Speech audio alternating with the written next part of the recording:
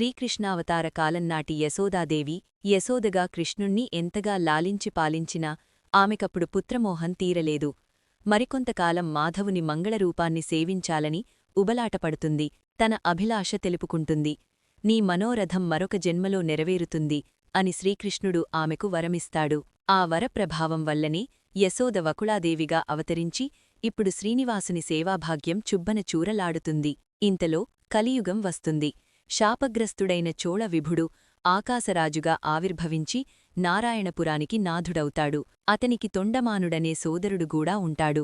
ఆకాశరాజుకు బహుకాలం సంతానం లేదు. అందుకోసం ఆయన యజ్ఞం సంకల్పించి స్థలాన్ని దున్నుతుండగా సహస్రదళ పద్మమొకటి అక్కడ ప్రత్యక్షమవుతుంది. అందులో ఒక స్త్రీ శిశువు కనిపిస్తుంది. రాజు ఆ వింత శిశువును విస్తుపడి చూస్తుండగా ఆకాశవాణి, రాజా, ఈమెను నీ కుమార్తెగా స్వీకరించి పెంచి పోషించు. ఈ బిడ్డవల్ల నీకు అపారమైన కీర్తి లభిస్తుంది అంటుంది. రాజు ఎంతో సంతోషించి ఆ కసగందును పత్ని అయిన ధరణీదేవికి అప్పగిస్తాడు. పద్మం నుంచి ప్రభవించింది గనుక ఆమెకు పద్మావతి అని నామకరణం చేస్తాడు. పద్మావతి ఇంటికి వచ్చిన శుభవేళ ఎలాంటిదోగాని వెంటనే రాణి గర్భం దాలుస్తుంది. నవమాసాలు నిండి ఒక పుత్రుణ్ణి కంటుంది. అతనికి ఆకాశరాజు వసుదానుడు అని పేరు పెడతాడు. రాజదంపతులు బిడ్డలిద్దరినీ అల్లారుముద్దుగా పెంచుతారు. పద్మావతి యుక్తవయస్కురాలవుతుంది. తండ్రి ఆమెకు అన్ని విధాలా అనురూపుడైన వరుణ్ణి కొరకు అన్వేషిస్తుంటాడు.